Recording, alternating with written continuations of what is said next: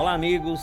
Estamos começando o nosso podcast Frente a Frente, um projeto que a gente idealizou com muito carinho para poder levar informação, trocar ideias com algumas pessoas aqui da nossa cidade, da nossa região, informar também você que acompanha as redes sociais, nosso canal no YouTube. E hoje, no nosso primeiro encontro, eu convidei a delegada doutora Manaíra Monteiro, titular da Delegacia Especializada de Atendimento à Mulher em Caicó, para a gente bater um papo. Para a gente bater um papo sobre segurança pública, sobre a violência contra a mulher aqui na nossa região, aqui na cidade de Caicó. Delegada Manaíra Monteiro, obrigado por ter vindo hoje ao nosso podcast. Eu que agradeço, agradeço o espaço, agradeço a oportunidade e já quero lhe parabenizar pela iniciativa, porque realmente é necessário, a gente precisa de um espaço de diálogo com uma condução séria, firme, né, e que possa levar até a população informação de qualidade. Eu tenho certeza que vai ser um sucesso. Muito bom. Vamos então adiante, né, com o nosso projeto, com o nosso podcast. Quem é a delegada Manaíra e qual é o papel dela na DEAN? Manaíra, antes de ser delegada, né, é uma mulher, é uma filha de um pescador, de uma professora. É uma pessoa que foi criada com um tio e uma tia. Eu fiz faculdade de pedagogia, sou formada em pedagogia, tenho algumas especializações, formei em direito para ser delegada de polícia, mas ao mesmo tempo tive 3 filhos, sou casada há 15 anos, então assim, a delegada Manaíra é uma mulher, como tantas outras, que tem uma história de luta, de batalha e que, graças a Deus, com muito esforço, tudo que a gente conquistou e conquista é através de muito empenho, de botando Deus na frente e sempre com o propósito de o que a gente recebe, eu particularmente o que eu recebo, eu procuro disseminar, devolver para o universo de alguma forma. E aí eu entendo que eu tenho muito mais do que eu preciso, e a forma que eu tenho de agradecer a Deus, que sou uma pessoa que acredito muito nisso, é fazendo bem para outras pessoas. A senhora não foi, a senhora disse que fez direito para ser delegada, né, mas a senhora foi por outros caminhos antes. A senhora chegou a ser agente penitenciária não, policial penal federal, inclusive? Fui policial penal federal, naquela época, nem era chamada assim, Hã. né, mas não precisava do curso de direito. Eu terminei a faculdade na Federal de Pedagogia, lá em Pernambuco, e já entrei na academia da Polícia Federal em Brasília. Então eu terminei minha faculdade, eu já tinha sido aprovada no concurso público federal, e não precisava de nível superior, embora eu estivesse concluindo. E aí dentro dessa área de segurança pública, eu me apaixonei pelo direito em si, porque eminentemente as matérias eram de matérias de direito, e decidi ali que eu seria delegada de polícia, mesmo sabendo que eu teria uma faculdade inteira pela frente e um concurso, né, para poder ser aprovada. Muito bom. Doutora, a senhora assumiu a DEAN de Caicó, vamos agora passar para a DEAN de Caicó, que a senhora assumiu, num momento desafiador, pode-se dizer assim, né, e o que lhe motivou, para estar à frente dessa delegacia de enfrentamento da violência contra a mulher? Quando eu saí do DEPEN, Sim. eu fiz o concurso para analista judiciário do Tribunal de Justiça de Pernambuco. E aí no Tribunal de Justiça de Pernambuco, eu entrei em 2012. Lá eu atuei na coordenadoria da infância e juventude, eu passei em primeiro lugar no concurso, então pude escolher. E aí eu escolhi ir para a coordenadoria da infância. Eu trabalhava lá como chefe de um núcleo de planejamento da coordenadoria da infância. Trabalhei também dentro do Tribunal de Justiça, depois da infância, na vara de violência doméstica familiar contra a mulher. E aí foi onde eu fiz, minha carreira e defini que quando eu pudesse unir as coisas, que eu fosse delegada de polícia, porque eu tinha certeza que eu seria, eu queria trabalhar continuar trabalhando com essa temática, que é uma temática que eu trabalhei a minha vida inteira, que é com crianças e adolescentes, e ter esse enfrentamento à violência doméstica contra a mulher. E aí, assim, fiz. Quando eu passei, eu já me inclinei para essa área, e uma das opções que eu botei lá na minha lotação foi justamente DEAN. quando a senhora fez o concurso aqui no Rio Grande do Norte, a senhora fez essa indicação, é isso? O concurso você faz para ser delegado de Certo, polícia. certo. No curso de formação, você tem 3 opções para lotações, para botar, e aí a gestão é que vai lhe encaminhar de acordo com o seu perfil. E aí, não por acaso, eu vim para DEAN aqui de Caicó, que é um local, é uma região importante para o estado e para a Polícia Civil. Mas comentaram com a senhora que Caicó estava sem delegada da mulher, que Caicó, tinha um grupo ou tinha e tem, né, um grupo de mulheres que, luta em favor dos direitos das mulheres. A senhora soube de alguma coisa de Caicó? Eu conheço Caicó, porque eu tenho 2 grandes amigas que são daqui, inclusive uma que trabalhou comigo no Tribunal de Justiça, né, eu era chefe de secretaria, ela era, analista judiciária lá, era assessora, e aí, eu conhecia Caicó de ouvir falar. E já dentro do tribunal, quando ela soube que eu ia fazer concurso para delegado no Rio Grande do Norte, pode parecer engraçado, mas depois ela pode até confirmar. Ela falou: "Imagina se você vai ser delegada da mulher lá na minha cidade". Eu: "Mulher, isso ainda é daqui pra frente, ainda tem um tempo lá, não sei e tal". E aí ela disse: "Mana, não tem, delegacia da mulher em Caicó". Isso há muito tempo, Sim. né.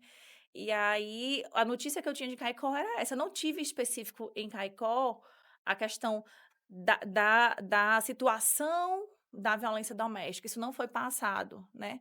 Mas eu sabia, e isso foi dito, que era uma região importante e que precisava sim, de alguém que tivesse um compromisso e que tivesse, um propósito, né, com a temática. Quando as mulheres procuram a delegacia da mulher hoje, né, o que ela encontra na DEAN?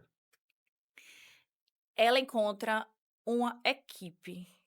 Ela não encontra uma pessoa, ela não encontra uma delegada, ela encontra uma equipe que é voltada prioritariamente para o atendimento e o acolhimento de seres humanos, de pessoas.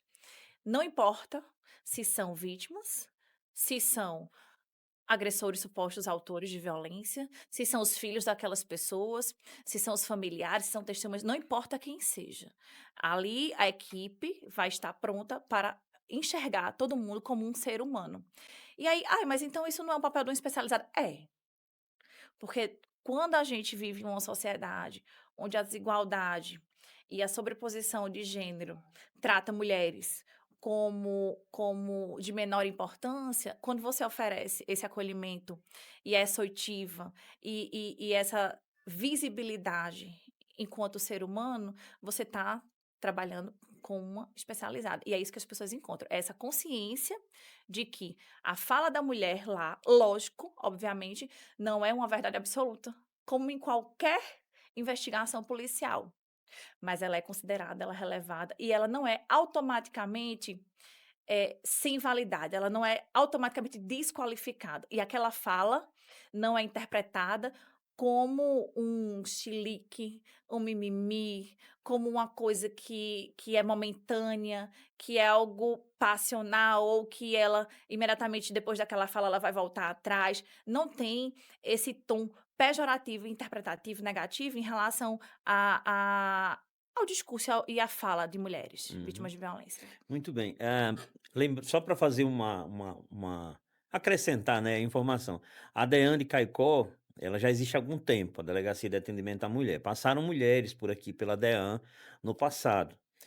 Só que depois essas delegadas, partiram para outros trabalhos em outros lugares e aqui ficou descoberto, pode-se dizer assim, de mulher à frente da delegacia, porque os delegados eles comandavam as delegacias. Mas a gente sentia que as mulheres queriam uma mulher para contar sobre seus problemas, sobre, as violências que elas sofriam. E é até diferente, eu acho, a senhora vai talvez, me explicar melhor, é diferente uma mulher que sofre uma agressão em casa, do companheiro, seja lá de quem for, ela ir para algum lugar contar, é diferente contar para uma mulher e contar para um homem, é completamente diferente, não é, doutora? É completamente diferente, Sidney. Eu posso fazer um paralelo. Vamos falar sobre, por exemplo, eu sou uma mulher branca, loira, e por mais que eu tenha estudado E por mais que eu tenha conhecimento teórico sobre pessoas negras, pessoas pretas, sobre o histórico de discriminação racial, eu não tenho como um lugar de fala dessas pessoas. O meu lugar de fala é de uma mulher branca, que está ali, que estudou e que tem um conhecimento e que tem uma compreensão sobre toda a luta histórica dessa população. Mas eu não sou uma pessoa negra. A mesma coisa é um homem, por mais sensível que ele seja, por mais competente que ele seja, por mais que ele compreenda a luta, né, das mulheres, o processo de subjugação, sentir deste lugar de fala de mulher, nascer mulher, sofrer as pequenas violências e as grandes violências cotidianas, as piadas, as humilhações, as discriminações, só vai passar, e isso não está escrito em livro nenhum, quem é mulher. E aí tem uma compreensão diferenciada. A gente tem que entender o nosso lugar de fala e o nosso lugar de exercício dessa proteção. Temos uma limitação. Eu tenho uma limitação a determinados grupos vulneráveis e tantas outras pessoas têm uma limitação. E aí o gênero masculino, sim, em relação a esse conhecimento de causa que mulheres passam do gênero feminino, porque é uma rotina, é um cotidiano que não vai estar escrito nos livros. Muito bem, vamos seguindo agora, mudar um pouco, sair do conhecimento da Dean, quem é a doutora, vamos avançar, nesse bate-papo com ela, agora para o cenário de violência contra a mulher aqui na região Seridó. Quais são os tipos de violência, doutora Manaíra, que mais chegam para a senhora lá na delegacia? E vocês atendem só Caicó ou a região como um todo? Explique isso para a gente. E se existe um padrão, né, nessas ocorrências que chegam lá para a senhora e se isso preocupa. É, a região não foge ao padrão, né, é nacional. As violências elas ocorrem, a maioria das violências que chegam para a denúncia, lesão corporal, tá? Posteriormente, vem ali a ameaça, agora, né, com essa questão de ser ação pública incondicionada, então a gente tem levado adiante com mais frequência a questão das ameaças. Tem a violência psicológica, que é frequente, mas que não chega tanto enquanto denúncia pela dificuldade de compreensão de que se está na violência psicológica. Então, a gente não tem esse registro muito alto aqui em Caicó. A DEAN, ela lida apenas com Caicó. Mas o que é que acontece? Que eu rodo o Seridó inteiro. A Polícia Civil faz parte de alguns programas federais. E aí tem algumas ações federais que a gente tem por ações reforçar a atuação de outras delegacias. E aí sim a gente vai para outros locais, assim como eu também recebo reforço de outras delegacias. E aí a gente consegue fazer parte de outras cidades. Quando a gente conversa ali com os colegas e vê onde é que precisa, enfim, e a gestão, né, direciona, a gente faz esse reforço. Então, por isso que muitas vezes a gente já dá reforço em outras cidades aqui do Seridó. E Natal também, Parnamirim. E aí nós temos, de regra, 3 operações que são em âmbito nacional e que permitem esse intercâmbio, né, esse reforço de auxílio policial, que é a Operação Virtude, que é em relação aos idosos. Nós temos Maio, né, com Caminhos Seguros, que é em relação à criança e adolescente. E nós temos a Chamar, que é em agosto, em relação especificamente à violência doméstica. Então, como a DEAN acumula eh, violência doméstica e familiar contra a mulher, crimes sexuais, crianças e adolescentes independente de gênero, maus tratos e violência doméstica também para crianças e adolescentes independente de gênero, e mulheres idosas, então a gente acaba que faz parte dessas 3 operações durante o ano e consegue sim dar um suporte de uma certa forma para a região. Aonde é a DEAN mais próxima daqui, mais distante ou mais próxima de Caicó? Mossoró, Mossoró? Mossoró. Só tem DEAN Caicó, Mossoró, Natal, Parnamirim? Não, tem mais. Nós temos mais, temos 12 Tem DEANs. 12 no Se eu não me estado? engano, 11 ou 12 DEANs no estado. Uhum. Aí aqui na região, doutora, onde todo mundo se conhece, aqui na região tem cidade que todo mundo conhece Por exemplo, dizer se fosse a senhora, né, Manaíra de como é o seu esposo? De Solano. Solano. Manaíra de Solano, Solano filho de não sei de quem. Todo mundo aqui tem esse negócio, então todo mundo se conhece mais ou menos por aqui, né. Por causa dessa situação, o medo de denunciar por parte das mulheres, doutora, é maior? O medo é maior, tem porque, assim, tem nuances, né, nós temos Uhum. nuances. A violência doméstica, estamos vendo que é uma epidemia, uma questão de saúde pública, né, estamos tendo chacinas com mulheres, né, é o que está acontecendo. Contudo, em cada região tem uma característica. E aí, quando a gente vai para um lugar, para uma cidade, você me falou isso, eu me lembrei. O e-mail da minha sogra é Zelinha do Solano, é fulana de fulano. Isso, Sim. isso é cultural, né? Isso é cultural. E aí, quando você tem um local desse, que pela cultura as pessoas são associadas a outras pessoas e tem uma reputação, um nome familiar a defender, realmente é muito mais difícil. Não só a questão do medo, mas a questão da vergonha, da exposição, do julgamento, do comprometimento que aquela denúncia vai gerar para o bom nome da família. Então, isso realmente é uma das grandes barreiras que a gente tem nos interiores. Tem uma outra questão, que na faculdade a gente escuta muito, eu estou fazendo direito também, e eu já escutei várias vezes essa informação, né. Costuma-se ouvir, que a violência, ela não começa no tapa, ela começa na fala. A senhora concorda com isso? Quais os sinais de alerta que, né, que as mulheres precisam observar logo no início, doutora? Concordo, inclusive o feminicídio, ele é o fim de um ciclo, tá? Para ser o fim de um ciclo, o ciclo tem que ser iniciado antes. Não começa no tapa. Como é que começa? Com a demonstração a gente tem um instituto chamado Love Bombing. É aquele bombardeio de amor. Então, você tem ali, no início, como diria minha avó, todo início são flores, né?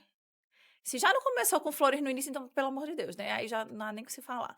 Mas início são flores. Então, começa aquele príncipe encantado, e aquela mulher começa a se sentir protegida, é aquilo que eu quero, e já começa a idealizar uma relação, um futuro, e aí começa a fantasia.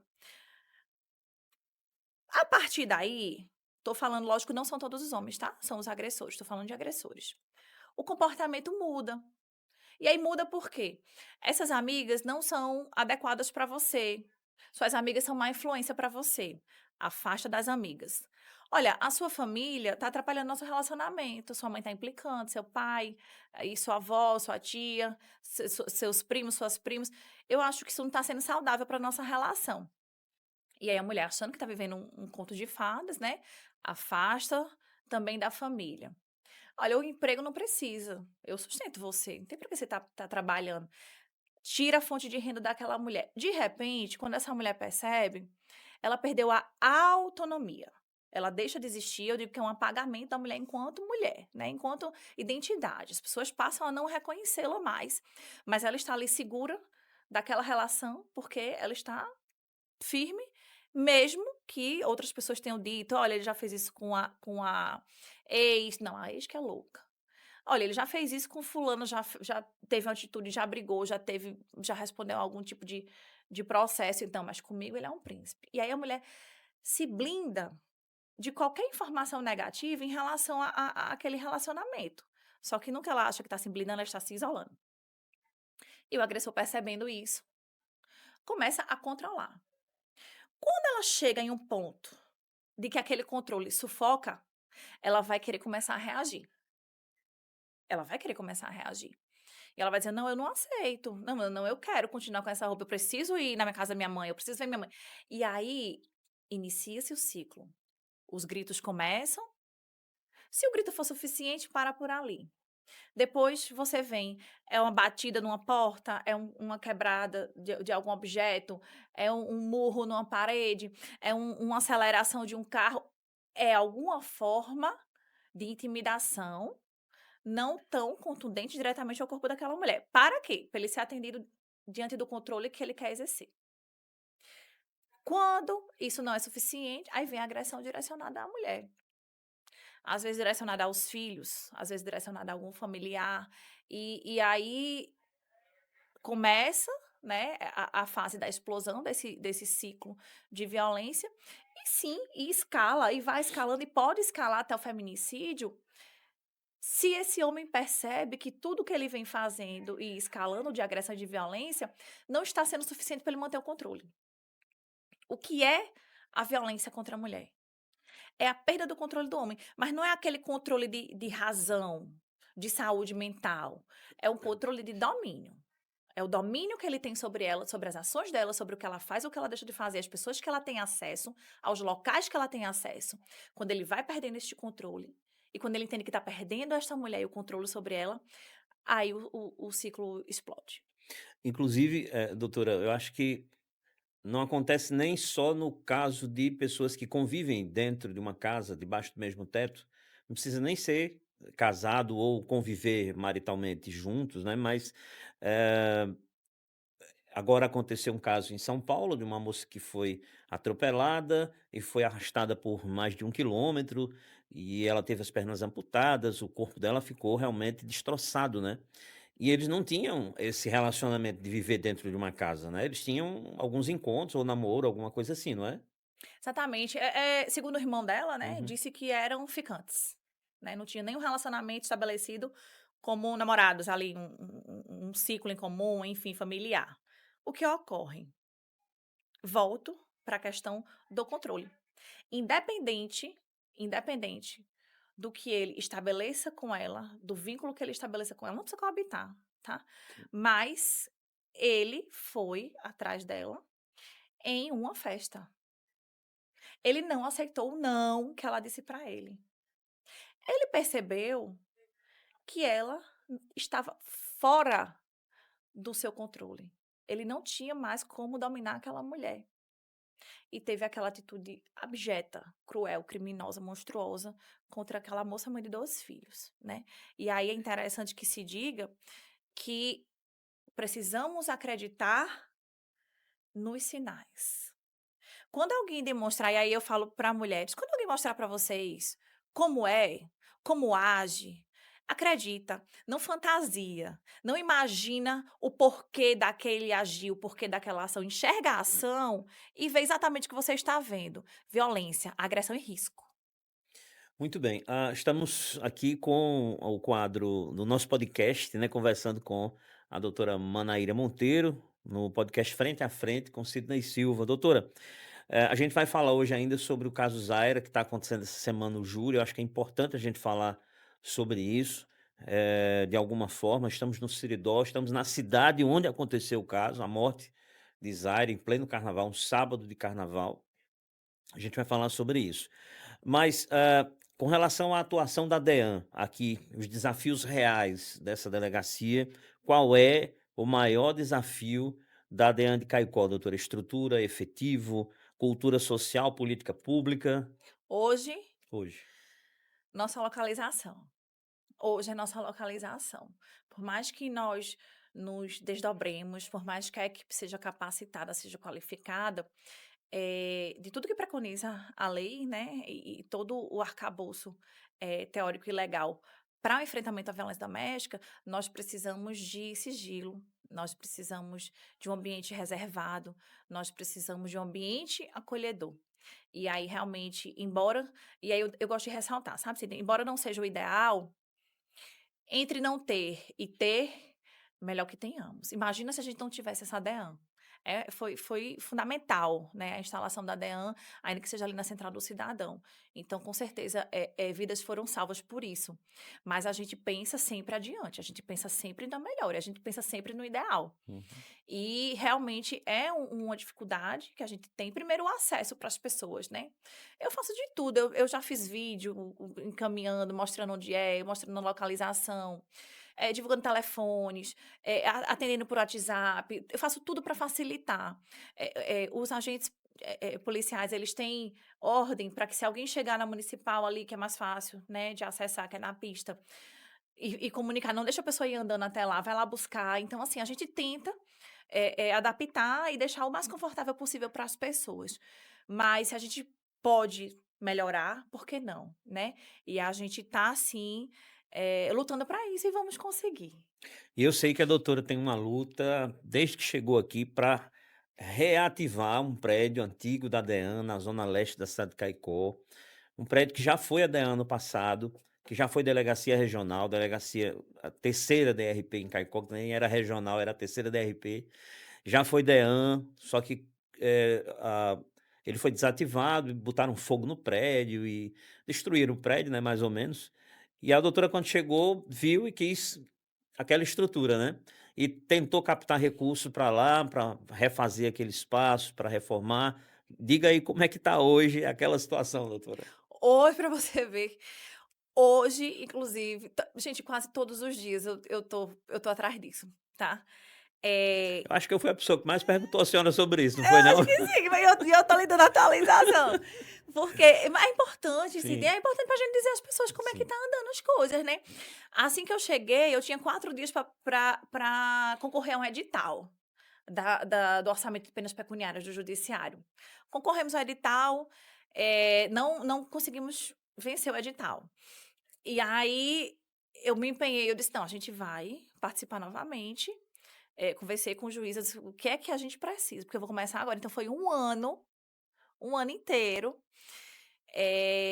trabalhando para isso. A gente tinha a documentação para regulamentar do prédio, porque estava vencida. A gente tinha muitas questões Uhum. internas para que a gente pudesse vencer esse edital. E aí, quando saiu novamente, a gente disputou e, graças a Deus, com todo o esforço da Polícia Civil, porque foram vários setores responsáveis, planejamento, a diretoria administrativa. Então, muita gente, muitas mãos, a gente conseguiu apresentar o projeto e esse projeto foi aprovado. E hoje o dinheiro está reservado de penas pecuniárias, o Poder Judiciário reservou. Hoje, inclusive, eu perguntei ao nosso diretor administrativo, que é o responsável pelo andamento da licitação. Por quê? Porque o dinheiro está reservado, mas precisamos contratar a empresa para fazer a reforma. E a empresa, a contratação é feita por licitação. A licitação, dentro da Polícia Civil, é feita pela Secretaria de Infraestrutura, Secretaria de Administração lá. E aí o edital de licitação já está em processo e já está andando. Deixa eu dar a notícia aqui, peraí.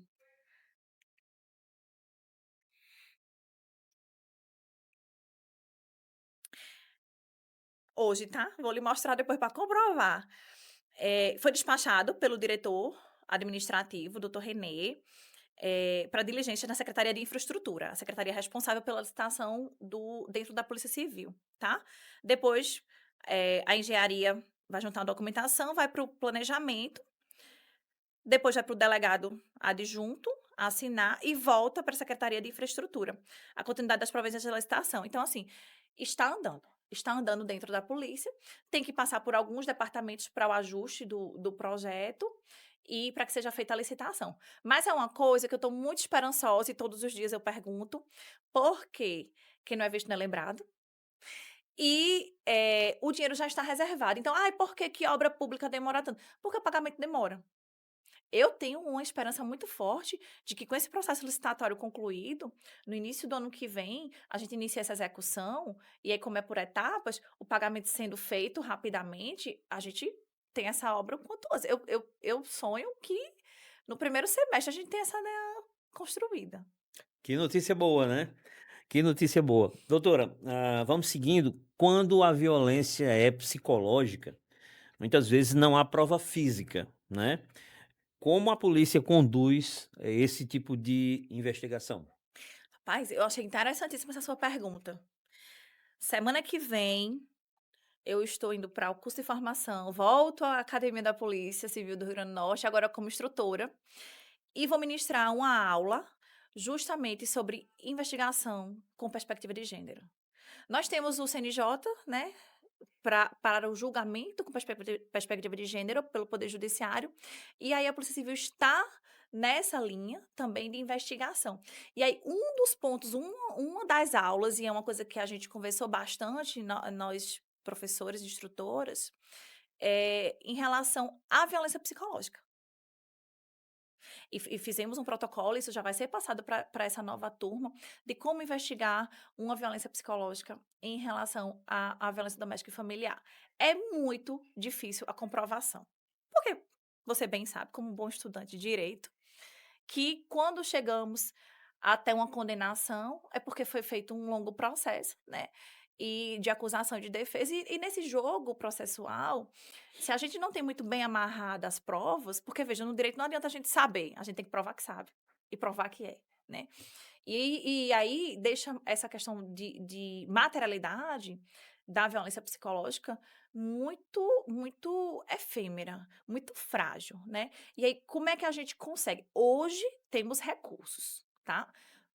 Uma coisa, a fala da mulher ser gravada, ser vídeo, ali a gente consegue repassar para promotores de justiça, para juiz, o que é que aquela mulher naquele momento estava passando, estava relatando.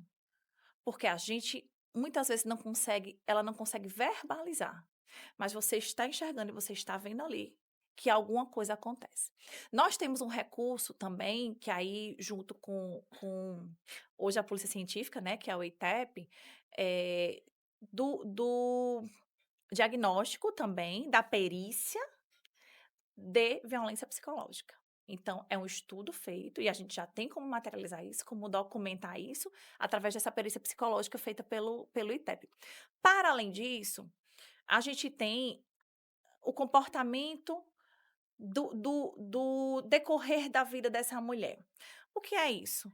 Olha, a gente consegue pessoas, testemunhas que conviviam, questão medicamentosa, se ela iniciou algum tratamento psicológico, se ela iniciou alguma medicação, como que ela era antes desse relacionamento, como que ela se apresenta hoje. Provas testemunhais, os familiares geralmente veem aquela situação.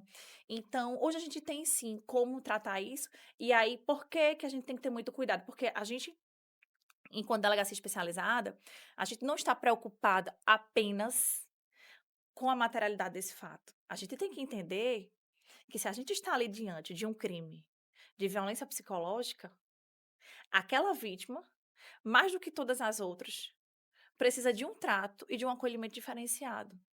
Porque, primeiro, é um ser humano que tem ali. Então, entre ter daquela vítima uma materialidade, uma condenação que seja de um criminoso e ela sair dali protegida, a gente tem que ter esse cuidado. Então, ninguém vai subjugá-la mais para poder instruir um inquérito. Então, é uma sensibilidade que necessita de um conhecimento e de um propósito, né? De um contexto sistêmico do que é a proteção dos direitos das mulheres desse enfrentamento a essa violência doméstica. Muito bem. Doutora Manaíra Monteiro, a senhora já vivenciou, algum caso ou atendimento que lhe marcou profundamente e que talvez tenha mudado a sua forma de atuar e trabalhar? Já passou por algo assim? Olhe, eu vou começar do começo. Vamos lá. Porque, assim, muitas pessoas me perguntam, ai, mas gente, por que que ela é tão preocupada, né, com violência doméstica? Por que ela não, né, não faz o trabalho dela ali e vai para casa dela tranquilamente? Quando eu digo que eu não tenho um trabalho, eu tenho um propósito, isso não é por acaso, né? Eu vivenciei violência doméstica dentro da minha casa, tá? Não vou falar nomes aqui para não expor ninguém, mas sim, é, é, eu vi aquela situação, eu vi aquela mulher sem nenhum tipo de suporte. Eu vi, enquanto criança, uma rede de proteção que só se colocava enquanto rede se aquela vítima atendesse aos anseios do que era determinado para ela, e aí ela não tinha força para sair daquela situação. Filhos envolvidos e um contexto onde, no final das contas, apenas o agressor era quem dava o suporte, quem dava o apoio, e por isso ela ficava. Então, assim, eu vivenciei isso.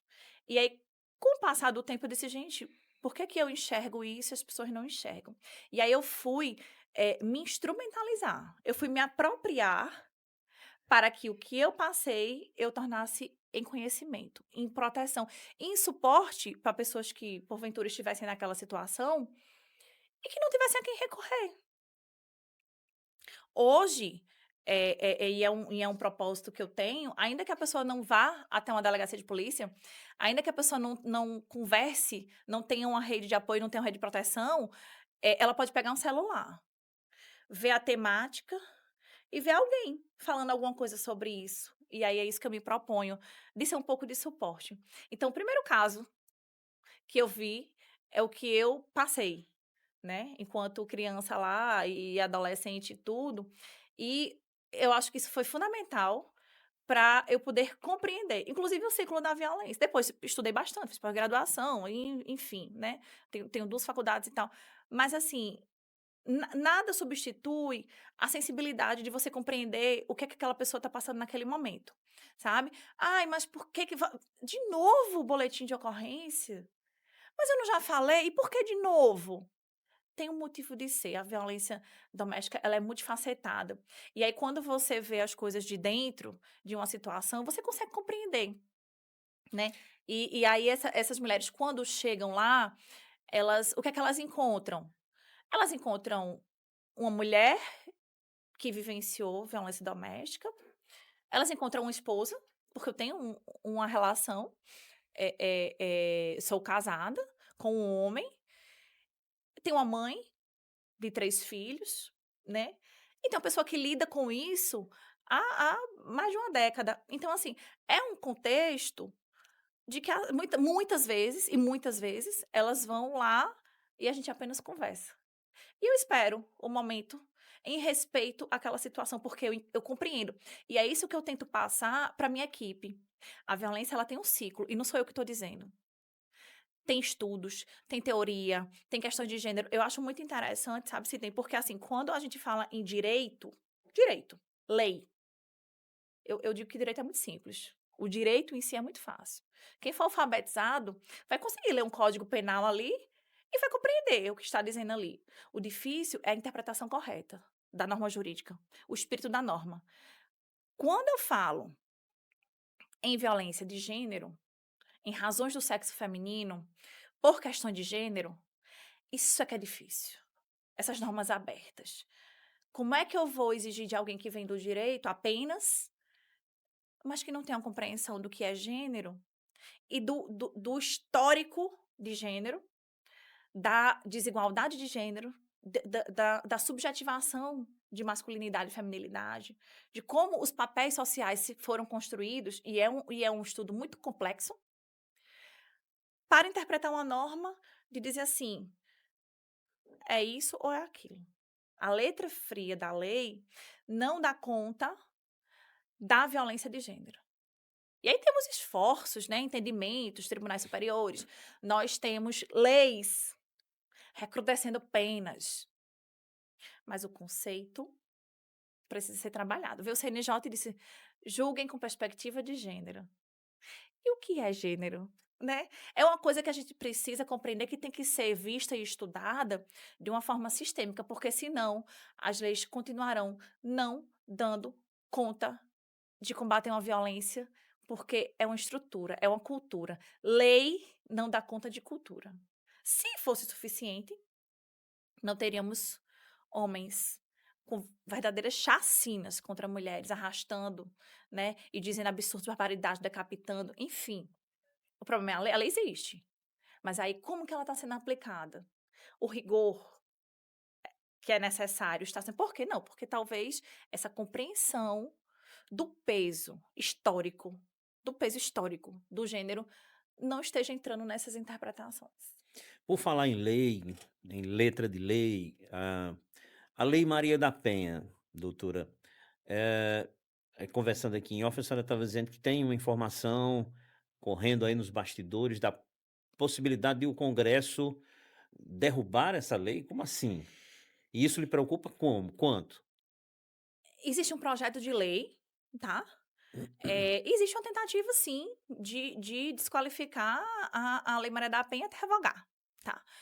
Eh, Isso me preocupa muito, não porque eu acredite que isso vai acontecer, mas isso me preocupa muito porque quando nós pensamos que avançamos, tem esse tipo de movimento para impor um retrocesso. E aí esse pensamento, que é o que a gente precisa para que a violência contra a mulher seja realmente enfrentada, é uma consciência social. Não é só de mulheres. Porque se quem agride são homens, precisamos da consciência de todos, todas as pessoas. E quando a gente vê esse movimento Red Pill, esse movimento de enfraquecer a proteção de mulheres, isso preocupa muito, porque o que é que diz pra gente? Ainda que a lei não seja revogada.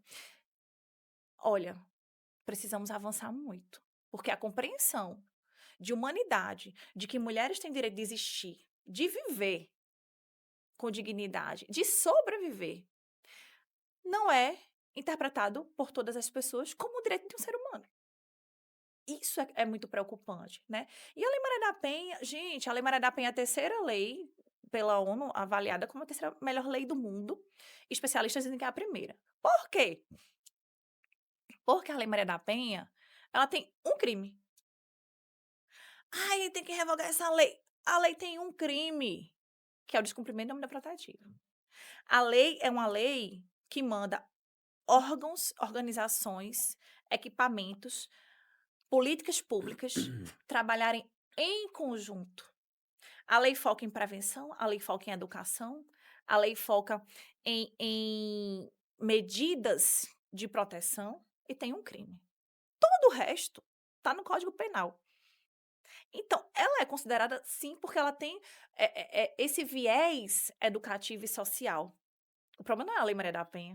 O problema são os crimes, né? E aí os crimes estão no Código Penal e a gente tem recrudescimento de crimes que já existem no Código Penal. Ai, mas e a mulher com falsa denúncia? Olha, eu vou dizer a você uma coisa.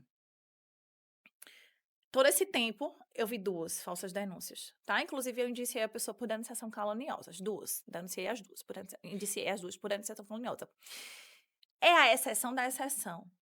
E a gente tem crime para isso, está no Código Penal também.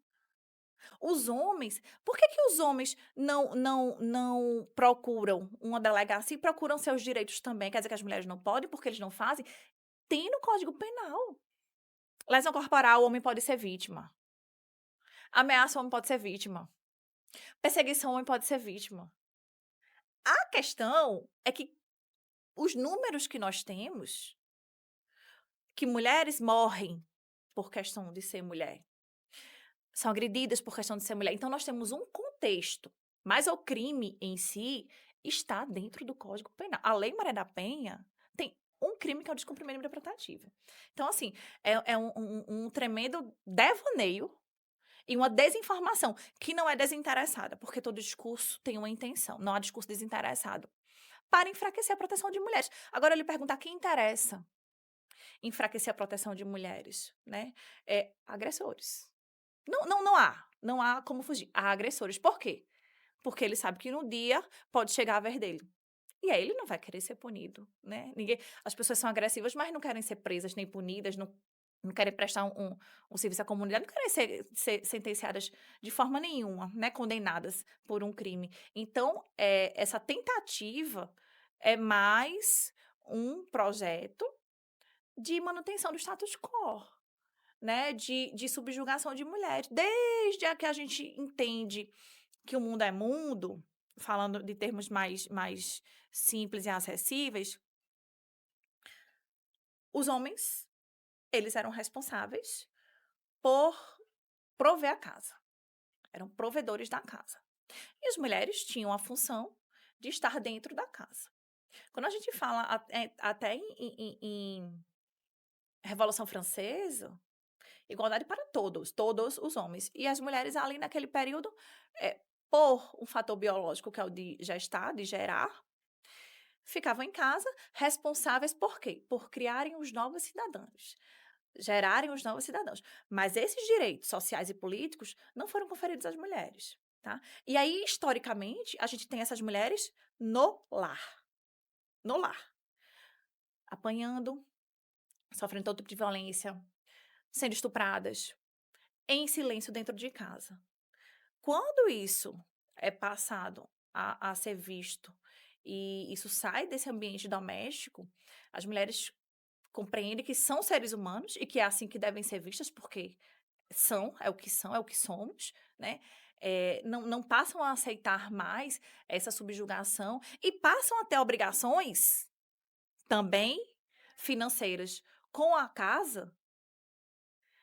Os valores são divididos, o financeiro ali é diluído para o âmbito familiar, mas essa consciência de dominação e de sobreposição e de subjugação das mulheres continua. E aí a gente tem uma evolução de conquista de direitos, mas a mentalidade é a mesma da origem. Então a mulher, ela sim, trabalha fora, ela leva a renda para dentro de casa hoje, ela tem outras atribuições, mas tem que estar submissa como antes. E aí o problema não é as mulheres conquistarem direitos, porque o direito é para todos, gente. É um ser humano, né? Direito de viver, imagina. Né? Você questionar o direito de viver de alguém. Mas os homens reagem a essa não satisfação de papel histórico com agressão e com violência. Estamos tendo mais violência contra a mulher, estamos tendo mais feminicídios. Estamos. Porque mulheres cada vez estão mais conscientes do que querem, do que não querem, dos seus direitos e de que não vão estar submetidas a uma violência dentro de casa, não vão mais permitir. E a reação a isso é mais violência. Agora, o problema não é você exercer o seu direito. O problema é de quem agride, que não aceita lhe enxergar como igual. Essa é a grande questão. Muito bem, estamos conversando com a delegada Manaíra Monteiro. Doutora, queria entrar agora no caso Zaira, né? O Zaira Cruz era uma universitária jovem da cidade de Currais Novos, que estava no Carnaval de Caicó em 2019 e que foi encontrada morta dentro do carro de um policial militar, o Pedro Inácio Araújo de Maria, que foi preso em 2019 ainda, né? E que está preso desde então e que está sendo julgado agora no Fórum Miguel Seabra Fagundes, em Natal, essa semana, né? Doutora, do ponto de vista da senhora, né? O caso Zaira, que mexeu tanto com Caicó, com Seridó, com Rio Grande do Norte, em todos os cantos se escuta falar sobre esse caso. O nome Zaira é ecoado em todos os lugares desse estado. Na época que pediram o desaforamento do processo, eu até disse no meu programa, a repercussão foi o motivo do pedido, né? Porque poderia influenciar o júri e tal aqui na cidade, aqui na região onde aconteceu o crime. Mas a repercussão daqui é a mesma de Natal, de Mossoró, de qualquer lugar, porque o nome Zaira é ecoado em todos os lugares desse estado. E aí eu pergunto à senhora o seguinte, na sua visão, o que esse crime representou para as mulheres aqui do Rio Grande do Norte ou da região? Olha, quando eu cheguei aqui, assim que eu cheguei, eu não tive a oportunidade de conhecer a Zaira, infelizmente, né? Mas assim que eu cheguei aqui, a primeira pergunta que me faziam, todas as pessoas, doutora, você conheceu o caso, você soube do caso? Eu disse, olha, não soube, me conta. E aí eu passei a conhecer o caso de ouvir falar das pessoas, homens e mulheres, tá? E aí as pessoas muito indignadas e muito revoltadas, porque aqui é uma certeza do que aconteceu, porque Caicó, né, é uma cidade com poucos habitantes, e acaba que todo mundo conhece todo mundo. E aí cada pessoa tinha um relato para falar sobre o caso e sobre a situação, porque pessoas estavam, pessoas viram, pessoas ouviram falar, conheciam ela, conheciam o Pedro Inácio. Então, assim, eu ouvi pelas próprias pessoas da cidade sobre o caso. E isso, a senhora acredita que mudou o comportamento das mulheres, sabendo do crime, da repercussão, no sentido de encorajamento, né? No sentido de, aquilo ali aconteceu com Zaira, eu preciso, se acontecer comigo algum tipo de violência, eu preciso denunciar para não acontecer comigo também o que aconteceu com ela, alguma Olha, o que coisa. é que eu percebi? Uma comoção. Com esses relatos, com essas falas, eu via pessoas muito decepcionadas, muito estarrecidas, né, em choque. Contavam aquilo como algo que não conseguiam nem acreditar, na verdade. E sim, com certeza tem um impacto, né, porque algo que choca a região, algo que choca as pessoas, algo que choca as mulheres, é um sinal de alerta, né, para dizer: "Olha, era um estudante, uma menina jovem, que tinha uma vida inteira pela frente e que não cometeu nenhum crime que nenhuma pessoa cometesse. Ela, como jovem, tinha um namorado como tantas outras e como todos nós tivemos, escolheram uma pessoa para se relacionar e acabou sendo morta por isso, né. Então, assim, é algo que é impactante e influencia sim no comportamento das mulheres em um alerta de dizer assim: "Olha, se aconteceu com ela, pode sim vir a acontecer comigo". O caso da Zaira me tocou em especial por esses relatos, né, e eu tomei conhecimento do objeto da denúncia, enfim, e realmente o que se relata ali na denúncia no indiciamento que foi feito, é de uma crueldade, de uma brutalidade, né, que para quem lida com isso, infelizmente não é novidade, né. Você vê faz o quê? 7 anos, né, agora que a gente está tendo novamente um júri a respeito disso, as pessoas falam muito em relação à revolta, né, do lapso temporal. Quando a gente tem um anseio, qualquer que seja, não estou falando nem de vítima de algum crime, 7 anos é muito tempo. Imagina você perder uma pessoa e você ter alguém retirado ali do seu convívio de uma forma tão brutal, né, e tão covarde e esperar todo esse tempo para ter uma resposta, né, para que tenha uma justiça que seja feita. Então, é muito chocante e é uma comoção sim, e essa comoção com certeza interfere na forma e no olhar das mulheres para ficarem mais atentas a esse tipo de relação, porque não começa com feminicídio, não começa com feminicídio. E para os homens também, para compreenderem de que poderia estar ali no lugar da Zaira, sua filha, sua irmã, sua mãe, sua prima, alguma mulher que você ame e ninguém quer isso para ninguém. Uma coisa que me chama muito a atenção desde que foi dito pela mãe da Zaira, né, Dona Rosanete, ela uma frase que desde que ela falou que, roda, né, na minha cabeça: "Eu preciso fechar a tampa do caixão da minha filha, porque ela foi morta e eu preciso seguir, viver o luto que ela não viveu ainda, que ela não viveu ainda, por causa que ela espera que o culpado seja punido", né. Eu falei recentemente em minhas redes sociais, sobre essa situação, e aí esse júri iniciar dia 1º, após uma chacina, um final de semana onde mulheres foram brutalmente atacadas. Nós temos recentemente o caso da Tainara, que foi atropelada e arrastada por um ficante, teve as pernas amputadas, né? Pela violência que ele cometeu, ele queria praticar o feminicídio, não conseguiu por circunstâncias totalmente alheias à vontade dele, porque você arrastar uma moça por 1 quilômetro e dizer que não quer matá-la, isso não tem justificativo. Lá no meu estado, em Pernambuco, uma mãe com 4 filhos, ela estava grávida, foi incendiada viva.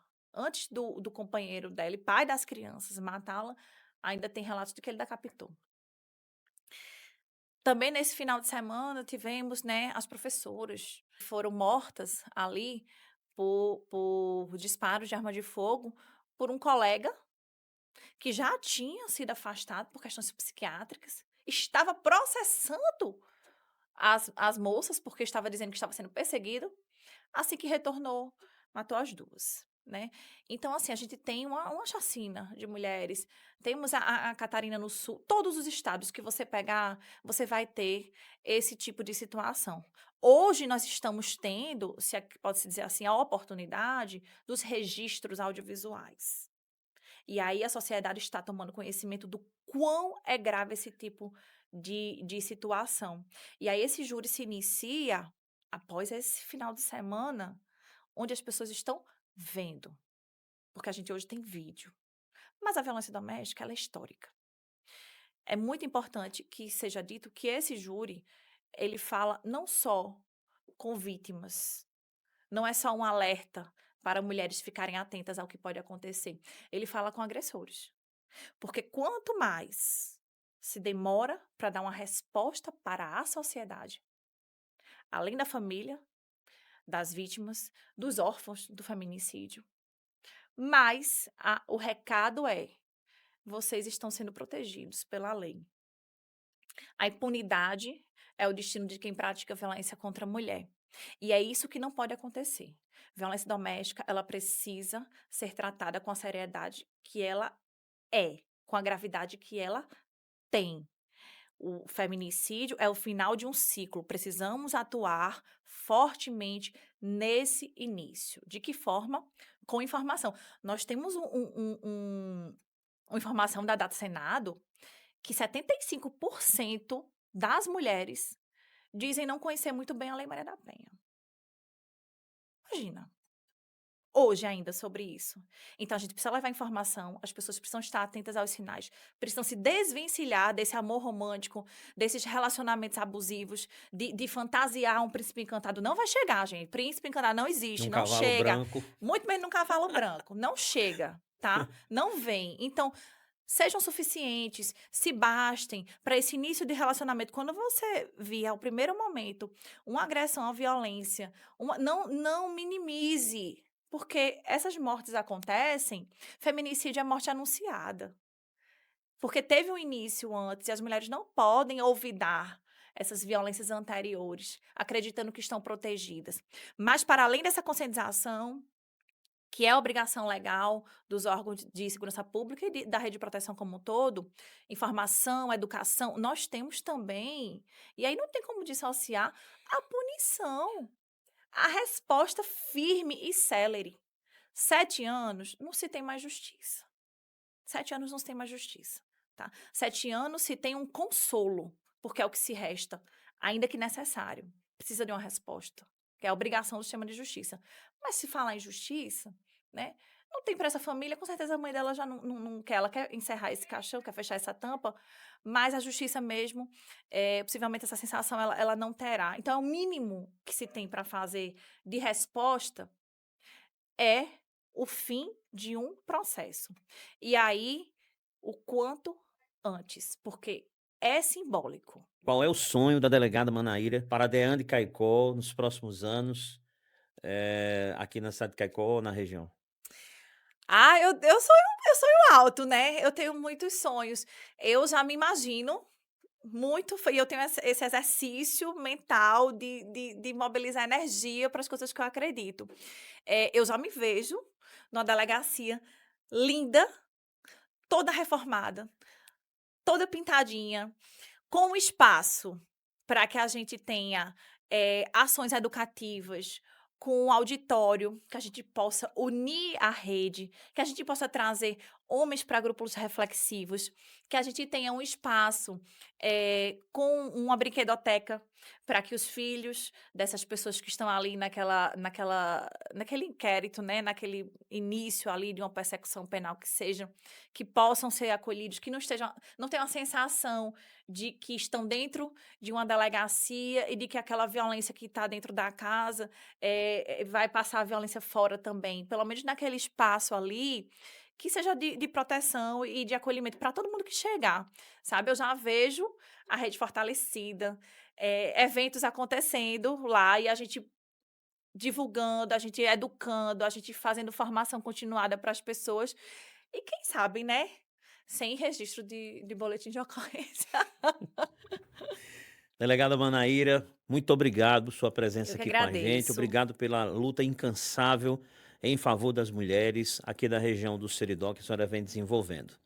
E a você que nos acompanha, este foi o primeiro Frente a Frente com o Sidney Silva. Toda quarta-feira aqui você vai encontrar entrevistas de pessoas que têm muito a falar, que têm muito a dizer. Obrigado.